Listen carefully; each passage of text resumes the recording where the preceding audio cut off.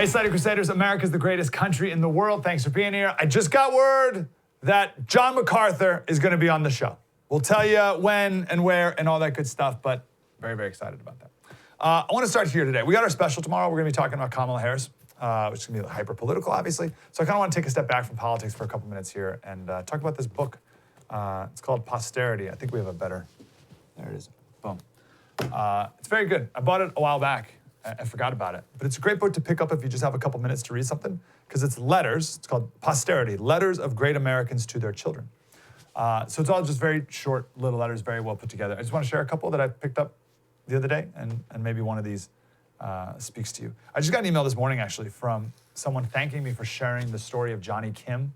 Remember Johnny Kim like a week or so ago? He was the Navy SEAL, then Harvard med school doctor, and now astronaut. But we told the whole story of his childhood and how he overcame all that, and there were some really good life lessons there. And this person just thanked me for sharing it and said the timing was perfect for what's going on in my life right now. And that's awesome, right? So there's definitely someone listening right now, could be you, who one of these letters is super relevant for right at this very moment. You needed to hear it today, and you were put here for a reason. And then for the rest of us, they'll certainly be relevant at one time. Good things to put in our back pocket. Because these are all things we have in common, right? In the human experience. And we can focus, well, I don't even know if we're allowed to focus on these things that we have in common anymore. We can only talk about our race. Anyway, we'll start here. Jonathan Edwards, theologian, 1700s, The Great Awakening, Sinners in the Hands of an Angry God. This is his most famous sermon. So he wrote this letter to his 16-year-old daughter, who was away living with some friends. And he said, I hope you're doing well, and I hope you're happy and healthy. And then he said, but my greatest concern is for your soul's good. And he talked about how I wish we were here with you, but God is everywhere. And I wish we could care for you personally, but you are at every moment in his hands. And we don't have the gift and comfort of seeing you, but he sees you. And we'd rather we live far apart and you close to God than we physically close to each other and you apart from God, which is a very nice sentiment. But anyway, I like this line a lot. He said, at the end, he said, retire often from this vain world and all its bubbles, empty shadows and vain amusements, and converse with God alone. Vain here means useless, and I love the word of bubbles. It's bubbles. Right? All of it's bubbles. Right? They're just things that just disappear. Right? There it is, and then gone. Just get away from those. Retire often from this vain world. Converse with God alone. I think we need that daily reminder. All right, second one. Carl Sandburg, who's a poet. His 10-year-old daughter was diagnosed with epilepsy, and this was at a time when there was no medication to suppress seizures, and it was a very scary, very difficult time. And he wrote this letter, Carl Sandburg did, to his 10-year-old daughter who was away at like a treatment center, like a hospital center for her. And he said this letter, this is so good. He said, Dear Margaret, this is only a little letter from your daddy to say he thinks about you hours and hours, and he knows that there was never a princess or a fairy worth so much love. We are starting on a long journey and hard fight, you and mother and daddy. And we are going to go on slowly, quietly, hand in hand, the three of us, never giving up. And we are going to win. Slowly, quietly, never giving up. We are going to win. Love, Daddy. I love that. And there's a bunch of these in this book right here, right? This theme of these tough men writing these super sweet notes to their young daughter or son. Teddy Roosevelt wrote a letter to his son when he was 6, and he was president. Teddy was president at the time. And it's super short, and he just tells a story about how he was horseback riding this morning, and he passed by a rabbit and a turtle. And the rabbit and the turtle were just standing there, and it looked like they were friends. And then he drew a little cartoon. He drew a little rabbit and a little turtle, and that was it. That was the letter to his 6-year-old son. He was the president of the United States at the time. I love that. I love the taking the time. Nothing in that theme, though, beats this letter, right? The tough guy, little kid theme. John Pershing, General of the Armies, Right? The only guy since George Washington to have that title, 6-star general. Who or what could be tougher than John Blackjack Pershing?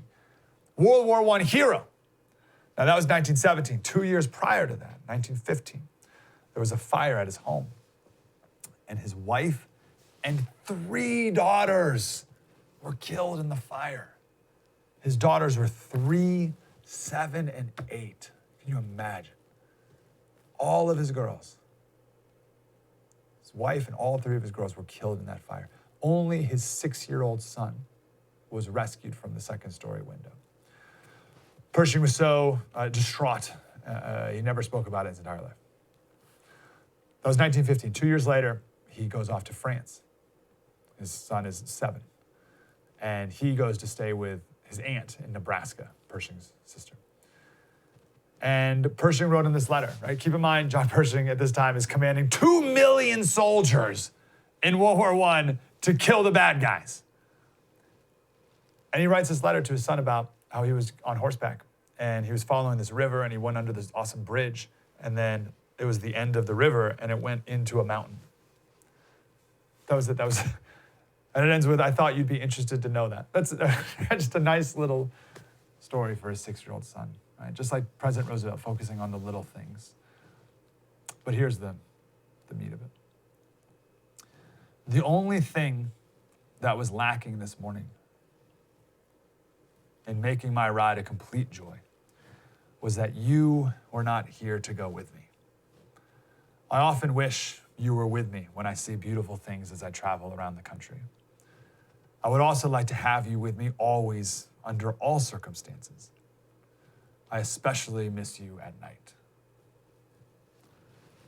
How tender, how sweet and tender. He's the general of the armies. 2 million men are underneath him.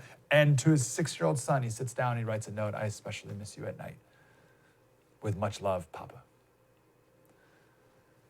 Even the time that these guys would take, the fact that these guys would take the time to write is inspiring, right? In our busy, go, what, you think you're more busy than Teddy Roosevelt was? You think you're more busy than John Pershing was? I just don't have time. Don't have time, come on. Read a great post from Ryan Holiday. Ryan Holiday's got a couple newsletters, but one of them is called The Daily Dad. It's pretty good. And he sends a little thing every day. It's very short. It's nice. You should sign up for it. It's free. And he did one the other day about being unreachable. So Richard Nixon was a terrible workaholic.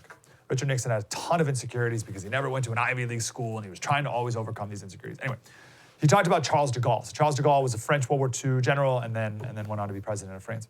And this is what Richard Nixon said of de Gaulle.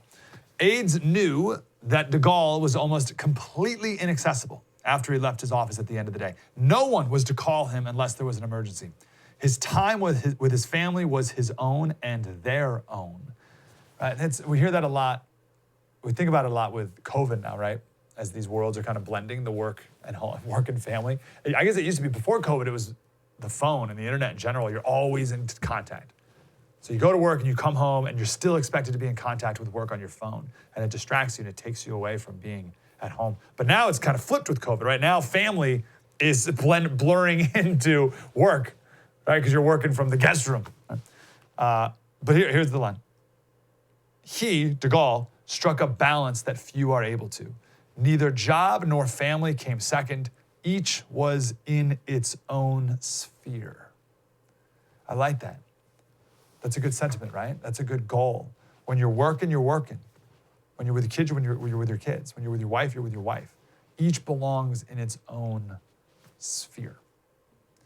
And the same was with these guys. Even when they're president, even when they're commanding the armies. Now I'm commanding the armies.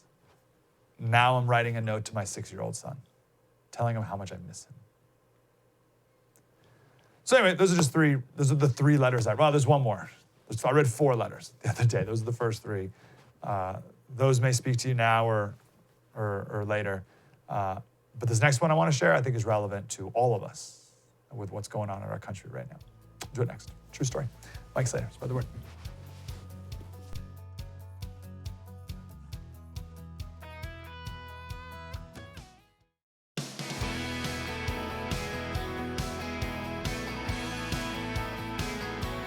Hey, Slater says, I got one more letter I want to share. The book's called Posterity, Letters of Great Americans to Their Children. It's very good. You should get it. And then after this, we're going to talk some tax policy, just even all of it. This is a letter from William James. He was known as the father of American psychology.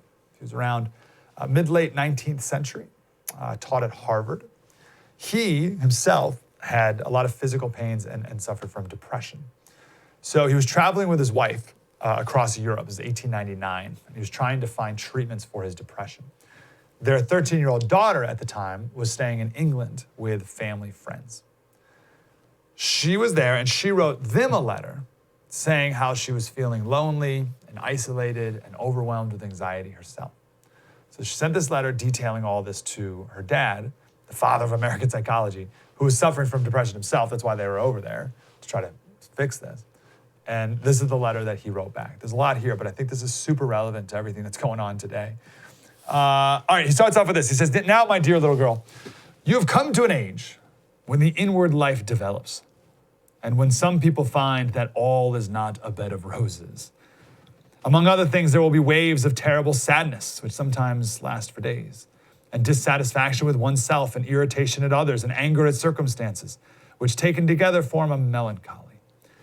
Now, painful as it is, this is sent to us for an enlightenment. It, the sadness, always passes off, and we learn about life from it. And we ought to learn a great many good things if we react to it, right?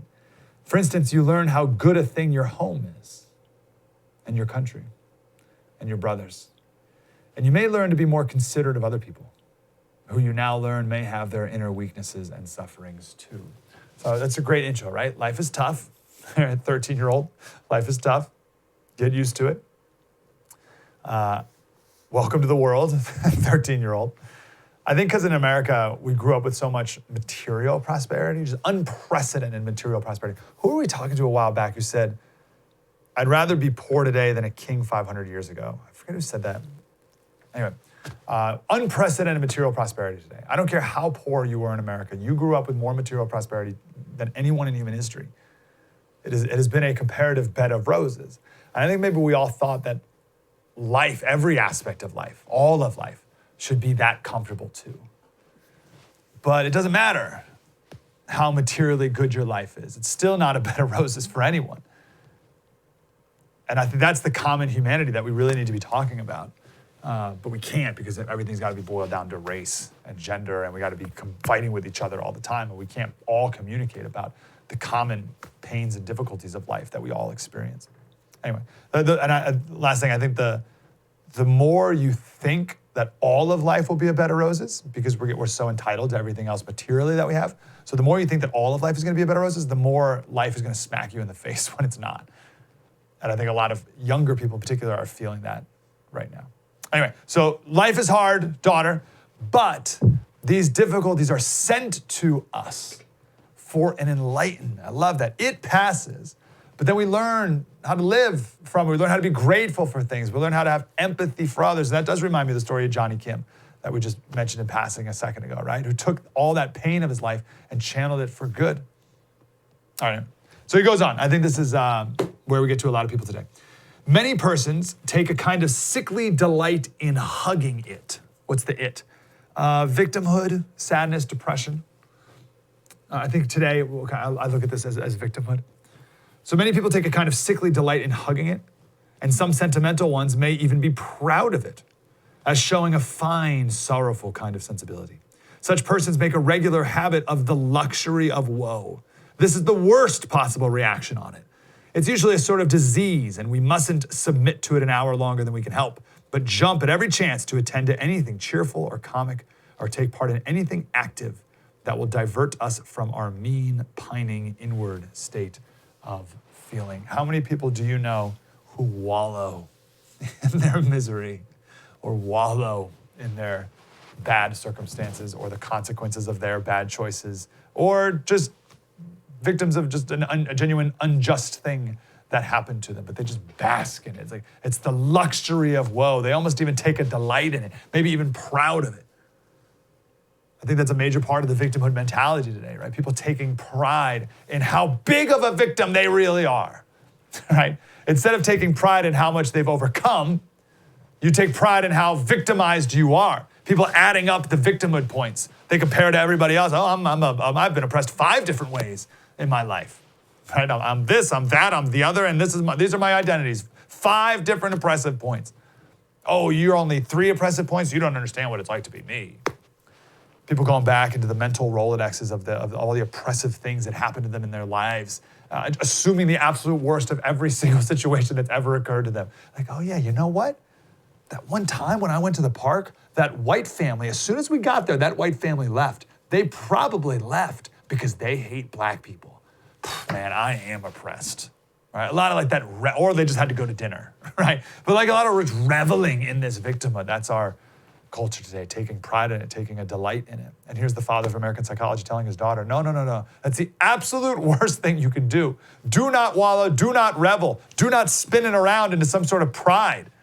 Get out of it as quickly as you can in the first chance. Jump at every chance to get out of it. Last one. He says the worst of it often is that while we're in it, we don't want to get out of it. We hate it, being sad, depressed, yet we prefer staying in it. And that's part of the disease. If we find ourselves like that, we must make ourselves do something different. Go with people, speak cheerfully, set ourselves to some hard work, make ourselves sweat. And that is the good of reacting that makes of us a valuable character. The disease makes you think of yourself all the time. And the way out of it is to keep as busy as we can thinking of things and of other people, no matter what's the matter with ourselves. And that's the ticket. So much of our culture today tells you to look within for all the answers. Guys, do we have the clip from Allie Beth Stuckey the other day? I started to ask myself, is this really true? It sounds good. It even feels good if you're dealing with insecurities or inadequacy or something like that. But is it really true? And then I started to ask the people who listen to my podcast, and I started to get story after story of young women and especially young moms saying, look, I bought into this lie. I told myself that I'm enough, that I'm perfect the way I am. I followed the self-love gurus, the self-help experts, the mommy bloggers who all told me that the most important thing in my life is that I just feel good about myself. And why am I still miserable? Why do I still hate myself? Why is this not working? Why am I still depressed? I've been loving myself and engaging in self-care for so long now, and I am even more miserable and disappointed than I was before. And so I realized that this is simply a lie. This "you are enough" mantra is a lie that is leading women to a dead end, because very simply, the self can't be both the problem and the solution. If inside yourself you're dealing with those feelings of insecurity and inadequacy, insufficiency, which we all do, self-loathing, the answer to those things is not going to be more you. It's not going to be found inside of yourself. It takes attaching yourself to something bigger than you, and that's what this book is about. My wife's reading it right now. It's called You're Not Enough, and That's Okay. I think that's it. And my wife's really, really liking it. But I love that line, right? You can't be the, You can't be the problem and the solution, right? Like the self can't be the problem and the solution. And that's what the father of American psychology was saying as well. He's like, you gotta get out, get outside of yourself for these answers and for joy and for contentment and fulfillment. This culture we live in, this philosophy of self-ism, be you. You're perfect just the way you are. Oh, you're so wonderful. You're amazing. Be your true self. All of this leading us down this very isolating path. That's something I want to talk to John MacArthur about. We're going to talk to John MacArthur in a little bit. He's big on this. Right? This, even in Christian culture today, it's very like, oh, like be you, be your true self, blah, blah, blah. He's like, no. You're wretched. Your heart is wretched. And I think those are two very different worldviews that can set you on a completely different path. And I think one is of misery and the other is of, well, finding Jesus and then serving others. Because that's the true remedy, is to get out of yourself, focus on others, as hard as that seems to be in the moment. You can't be both the problem and the solution. It's good. All right, enough of this. Enough of this sentimental stuff. Goodness gracious, we're gonna come back. We're gonna talk about tax policy in California. True story. Mike Slater, spread the word.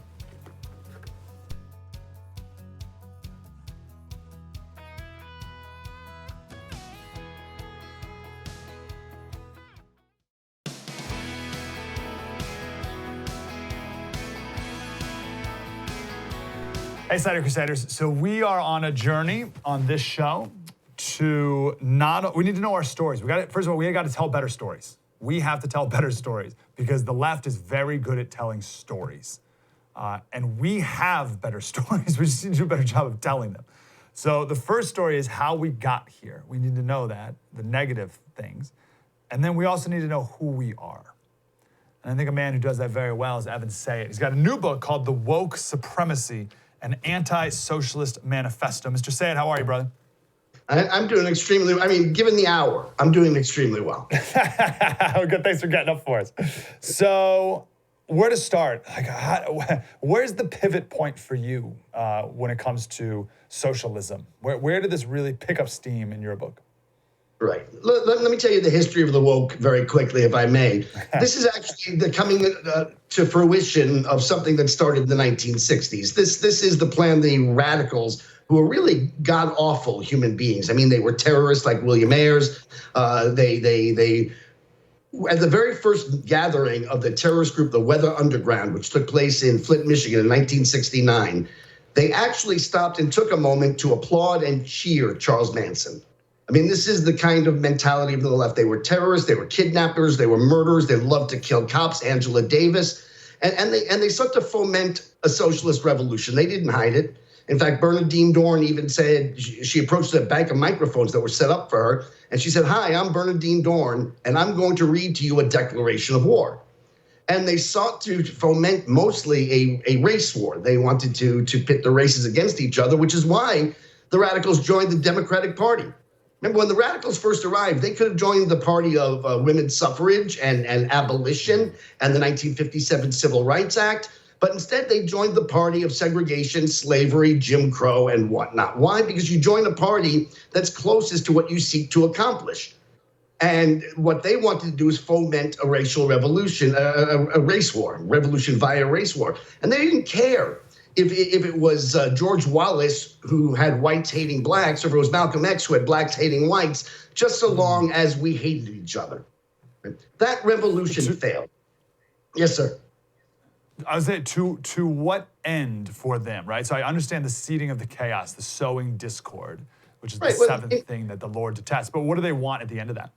Every revolutionary knows the first thing before you can have your revolution, bring about what it is you want, your quote unquote original purpose, you have to destroy the system that is, which is why we're always struck by the alliances that the democratic socialists have with the Islamicists, for example. And if you look at socialists throughout time, socialism is only 100 years old. It's a little more than that in theory, but it only went from Marxist theory to real world application with the Russian Revolution almost exactly 100 years ago. And if you look, the major socialist movements all joined with the Islamicists, even though Islamicism is antithetical to what each of them seeks to create ultimately. Hitler joined with the Mufti of Jerusalem, an Islamicist, even though his ultimate goal was a world without Semites. Arabs are Semites. The Soviets were the biggest benefactors of the Islamicist movement during the Cold War. Even though religion is something that socialism despises, they sided with the religious fanatics during the Cold War. And if you look at the Democratic Party today, even though they claim to want equal rights for women and gays, they ally themselves with people who throw gays off of buildings and who subjugate women. And the reason is the thing they have in common. The thing they have in common is. The thing they have in common is they're all utopian ideologies. They have a different vision of what paradise will be. But in order to get to their various utopian goals, they all know they first must destroy the world as it is. And the world as it is Americanism, and most importantly, nationalism, modern nationalism. A lot of people confuse nationalism with an antiquated definition, which used to be back before America arrived on the world stage, exactly 100 years ago, at the end of World War I, when Europe decimated itself and America was first a world power. Nationalism prior to then meant allegiance to a God-anointed king, the crown. Not to your fellow countrymen, not to the people who share this plot of land with you, but to the crown or to the czar. That ended with America. So nationalism now means respect for the people within your borders and respect for the people outside your borders. And that's antithetical to the utopian vision of Hitler, who wanted to take over the world, the Russians, the Soviets, who wanted to take over the world, the Islamicists, who want a global caliphate, and American socialism, which doesn't declare that it's globalist, but certainly its efforts is to destroy Americans' national sovereignty, to eliminate the border between Mexico and the United States, an international border. They're all the same in that they're utopian, they're globalists, and the first thing they have to do to bring about their various visions is destroy the world as it is. Okay, well, this is really interesting. So your definition of nationalism, because it's portrayed as nationalism is love of people in your country and hatred of other people outside of your borders. But you said it was love of within and then respect for without. It's actually the globalists who end up hating the rest of the world because they want to take it over. Right.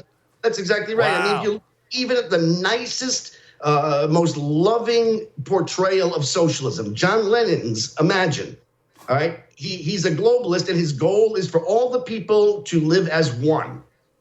Well, one what? That was also Hitler's goal, for all the people to live as one. It was also the socialists, the Soviets' goal, all one class. It was also the Islamicists' goal, all one religion. Right? So the only difference is what that one is in democratic socialism. And that's actually the subject of my original book, my earlier book, because that's ideology versus system. Right? When I compare democratic socialists to Hitler, I'm not comparing them to Hitlerism. I'm comparing them to the system of socialism, not the ideology of Nazism. Oh, interesting. Okay. So I wanted to ask you I want to ask you about worldview, but let's drive home this nationalism point. So what is nationalism? Why does it have a bad name? And why is it good? It had a bad name because in the old world, your allegiance, when you said nationalism, your allegiance wasn't to your fellow Brits or your fellow Englanders, your fellow folks from France or whatever. It was to the crown. It was to the czar. It was to some individual. Therefore, not everybody's rights were based on common citizenship. The old nationalism was actually closer to today's socialism, where a venerated government controlled, owned everything within its realm. Modern nationalism means the nationalist recognizes that the world is too complicated with its 8 billion people, its 7,200 religions, its 4,200 languages, its various cultures, climates, topographies, natural resources for a one-size-fits-all policy. In order for one size to fit all, everybody must either be the same size, they must be silenced if they complain about ill-fitting policy, or canceled if they complain too much or too often.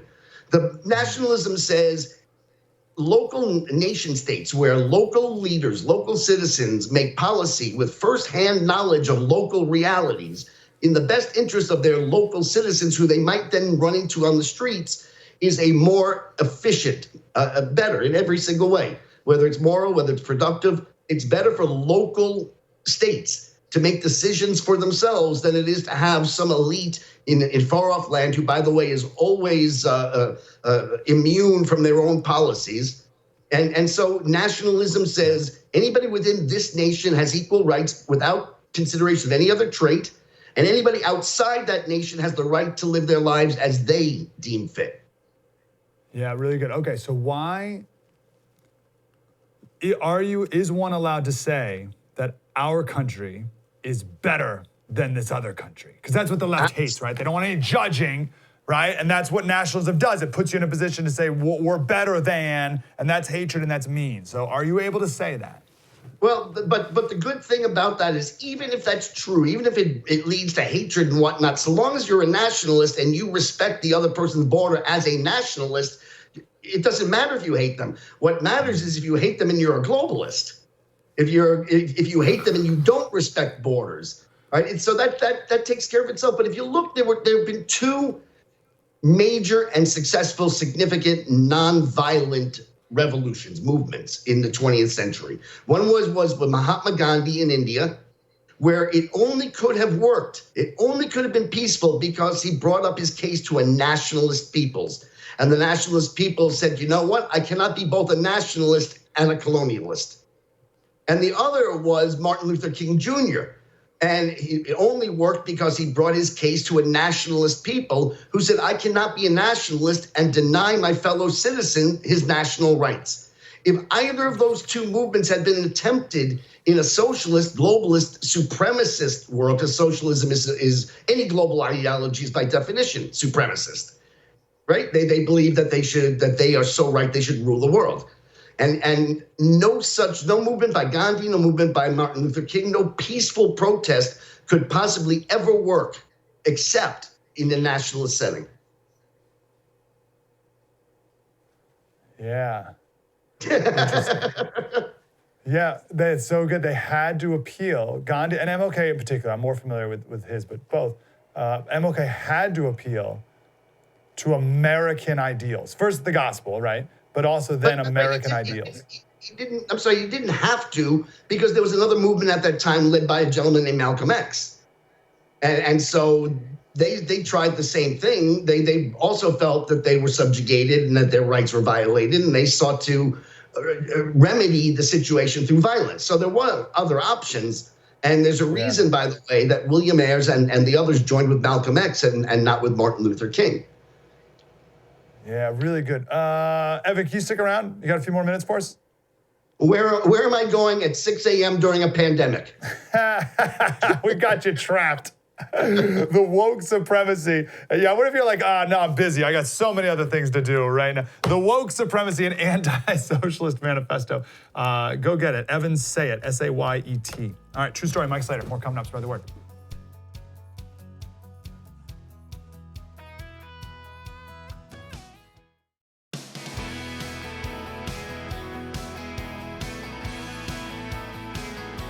Hey, Slater Crusaders, we were going to talk some tax policy now. We'll save it for another time because we're going to talk about this new California proposal, and it'll definitely pass, of a wealth tax. And the kicker of it is you still have to pay it even after you leave California. It's insane. Like, how's it even legal?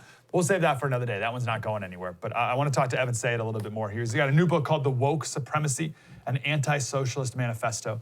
All right, Evan, I do want to get to like what is good and what is America and what we should be fighting for. It is called the Anti-Socialist Manifesto, so I want to talk about what should be. But I just want to have you walk me through worldviews and what maybe some of the biggest differences in just human nature or how one views the world between a socialist and a, I guess, nationalist. Yeah, I think probably if you want to go all the way back to the very beginning, the very kernel of the difference, it's that the people on the left believe that the human being is born morally perfect and then is corrupted by evil forces within society, the church, which is sexist and corrupt, and the family, which is patriarchal, and the nation, which is xenophobic.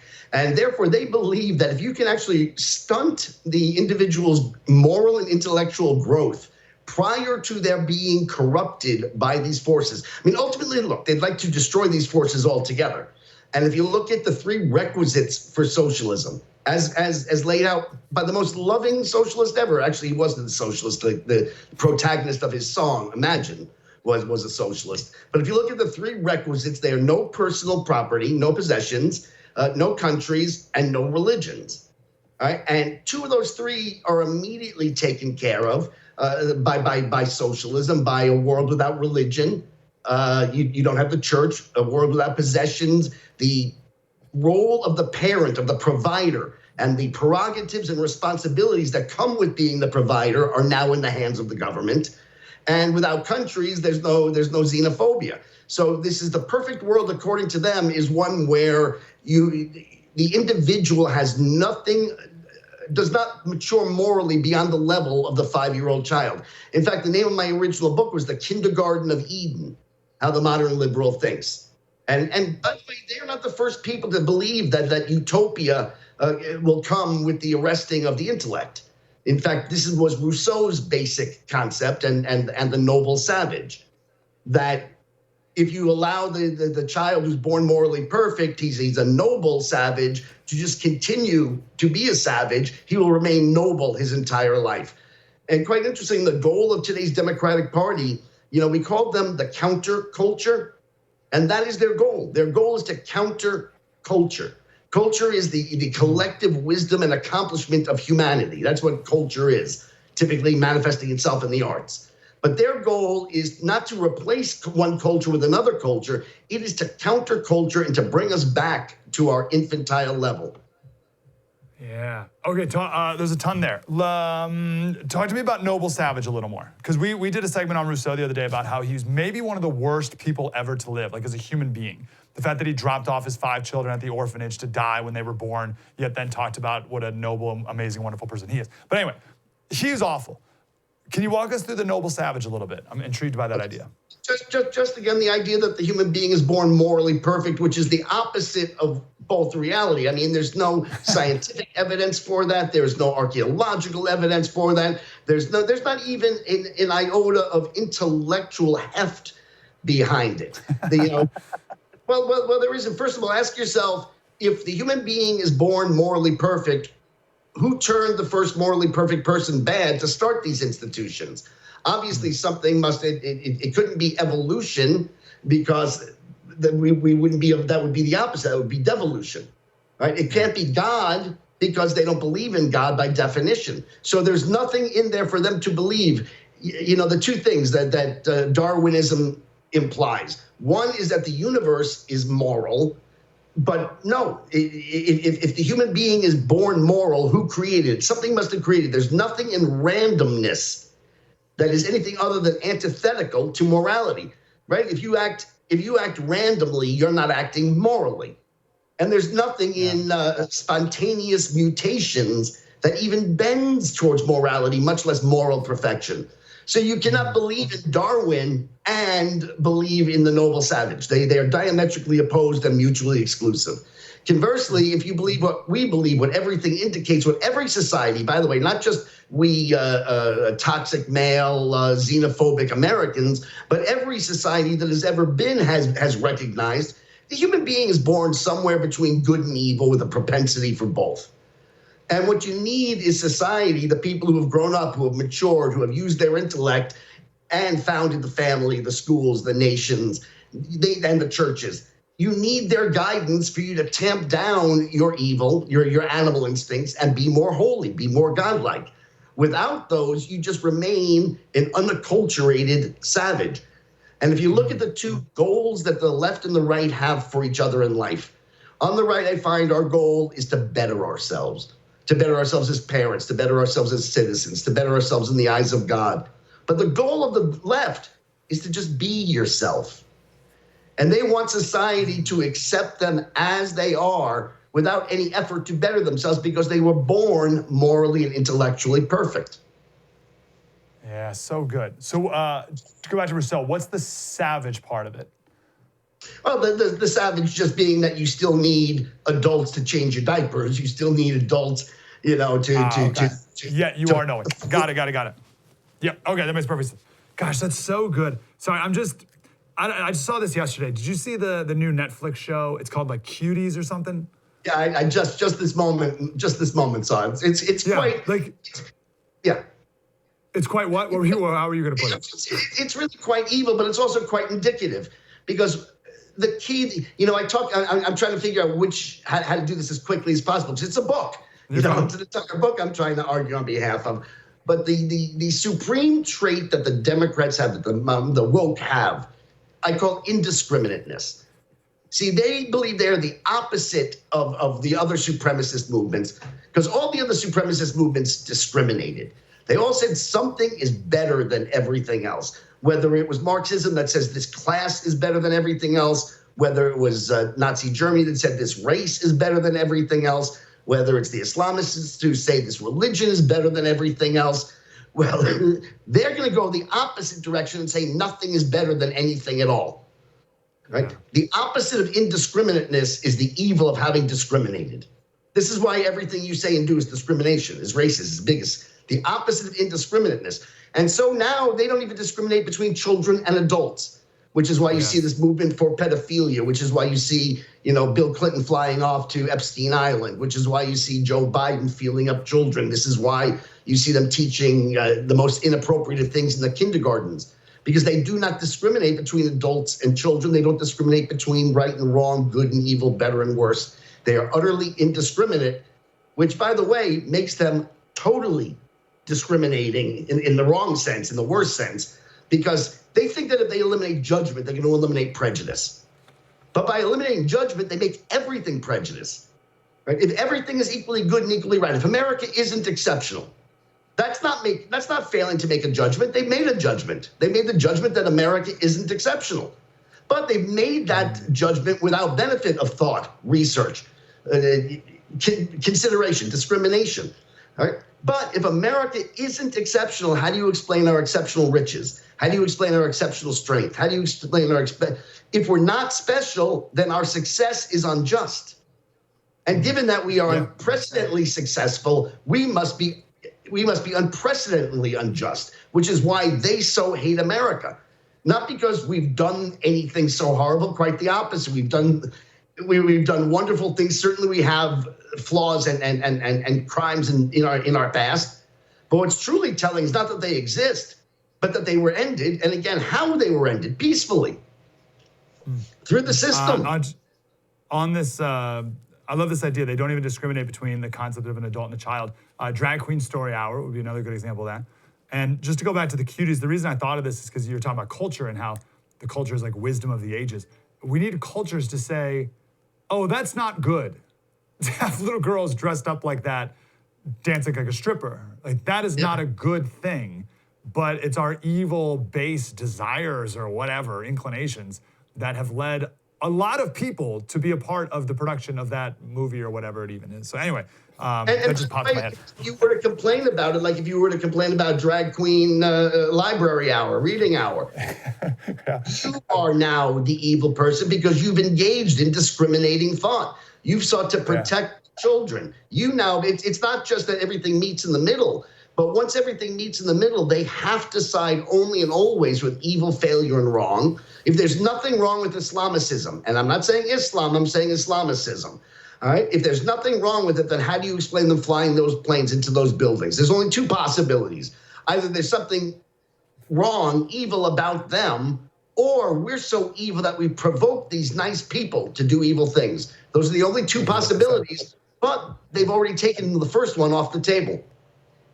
Yeah, and therefore they landed on the second. We got 5 minutes, Evan. Let's talk about what's good. Who are we really? What do we need to defend? Well, first and foremost, as a system, all right, as a system, we have a means of remedying our wrongs. All right, you can always point to wrongs that individuals do, but as a system, we have a means because we respect. Look at the difference between the two sides who are protesting what they believe are their righteous grievances, right? Protests conducted by nationalists are peaceful.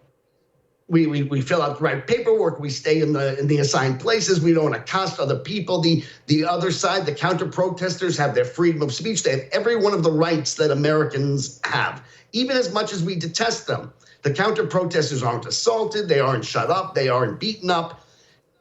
Compare and contrast the wokes protest, which are nothing less than scripted to be violent, which we have no means. They attempt to shut us up, to take away our constitutional rights, our rights of passage, a right of way, our rights to freely assemble, all the guarantees of the Constitution that our system provides them so they can remedy, so they can make their arguments. They don't provide to us because supremacists don't provide the others with any opportunity. If you look at not just the violence that's taking place, but even at the lesser protests by the left, where they try to shut up Ben Shapiro, where they try to shut up Charlie Kirk, where they try to shut up Candace Owens, where they try to deny them their constitutional right to free speech and to deny the right to peaceably assemble simply to hear another point of view. And so just starting with the system, the nationalist system is a peaceful system that respects its fellow Americans, its fellow citizens, whereas our opponent is never satisfied until they've homogenized the world into their view of the one on a global scale. Yeah, really interesting. That globalism point is so insightful. I'm sure you saw this thing going around the other day from Darren Beattie about moral imperialism. And how these people like themselves as moral imperialists, and we've caved. We've given them the moral high ground. So in this game that they've created, where if you, as you said, if you speak up against Drag Queen Story Hour, you're the bigot. How does one stand their ground? How do you stand your ground against these imperialists? I guess you say and not be called a bigot, but it doesn't matter if you, right? I don't even know how to ask that properly, but what do you think? There's a couple of questions there. The first is you got to stand your ground. And that's a very difficult thing to do when you're up against people who are violent, people who believe in a cancel culture, people who believe that in shutting you up and shutting you down includes physically attacking you, costing you your livelihood and your job. Look, I've worked in Hollywood for 35 years. I know a ton of people who simply cannot afford to speak up because they can't afford to lose their job. So I think the first thing you've got to do is recognize and then decide for yourself what you are willing and able to do. But make sure you do this understanding what's at stake. This is war. Yeah. All right. All wars look different, and they are fought in different ways. The Russians sought to bring socialism through revolution. The Nazis tried to bring socialism through invasion. The Soviets sought it through proxy and attrition. And the fact that this culture war is being fought differently than those other wars makes it no less of a war. All right, their goal is exactly the same, even if their tactics are different. And once you recognize that it's war, think back to all the other people who came before us who protected what we now have, who gave us what we now had, and what they had to sacrifice in the name of war. They had to give up their lives and go to another continent and suffer on Iwo Jima and suffer through the cold and frostbite and whatnot. The fact that we're afraid. Yeah, and we're afraid. I hate to cut you out. We're afraid to be called a bigot because we don't want drag queens reading to kids in a library, right? Ridiculous. All right, love all that. Really good, Evan. Can we talk again? The book's called The Woke Supremacy, an Anti-Socialist Manifesto. And you can get it everywhere. The Woke Supremacy, Evan, Sayet. Mr. Sayet, thank you, brother. Thank you very much. Absolute pleasure. Thank you. So much stuff to chew on there. So good. All right, we got our special tomorrow about Kamala Harris. True story. Mike Slater, spread the word.